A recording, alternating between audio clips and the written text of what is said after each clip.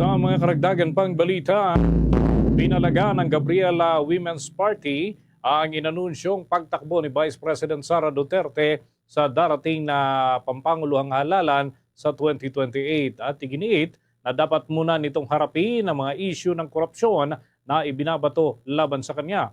Ayon kay Gabriela, Representative Sara Ilago, bago isipin ng Pangalawang Pangulo ang muling pagbabalik sa Malacanang ay hindi na bilang anak ng presidente kundi bilang pangulo ng bansa, kailangan muna umano na pagtuunan ng pansin at ng kanyang atensyon yung mga ipinupukol na aligasyon ng katiwalian.